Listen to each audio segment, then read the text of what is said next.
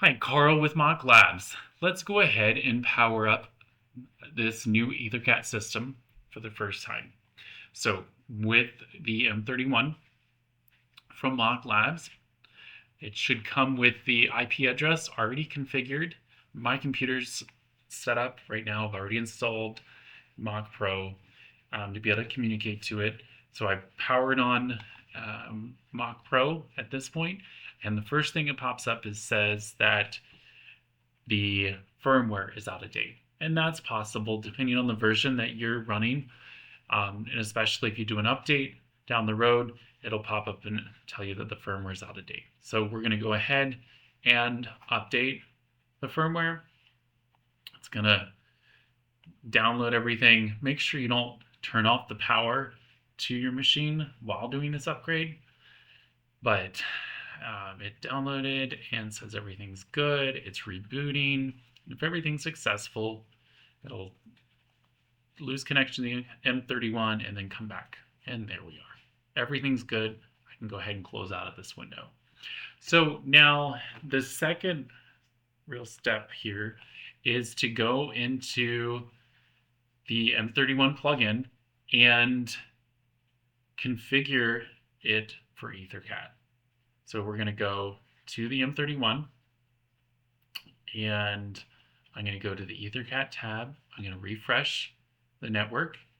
And I know it may look odd when you find the devices here, but every item here is what's called a node on the Ethercat network.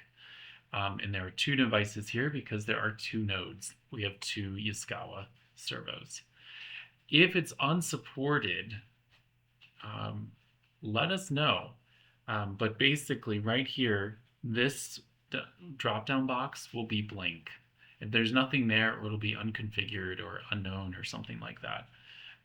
But because it says position mode, it means you're good to go.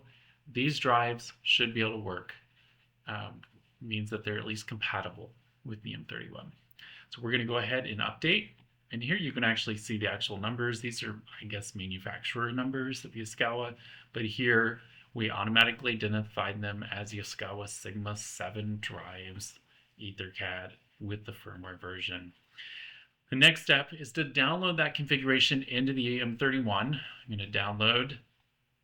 And the first time it does this, it knows that not all of the settings are configured right. So it's erroring out. But at this point, we need to just restart MachPro.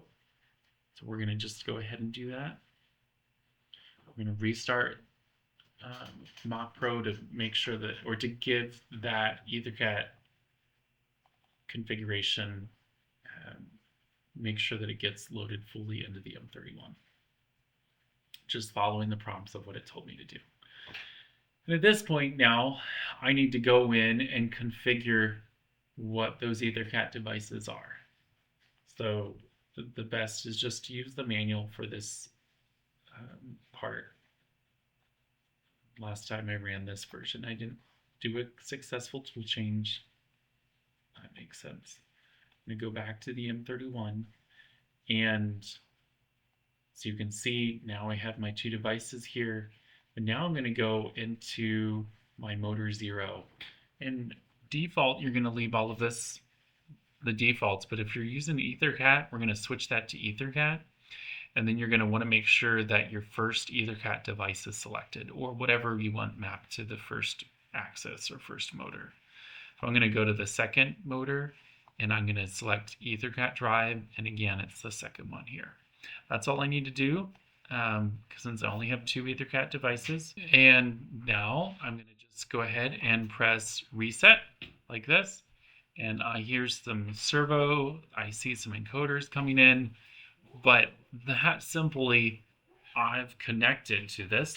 Let's actually see if we can get some motion. I'm going to turn the jogging speed down a little bit, and let's see if I can jog my x-axis. X is going back and forth, and my Y, so it's moving slowly. I'm going to go ahead and speed it up some.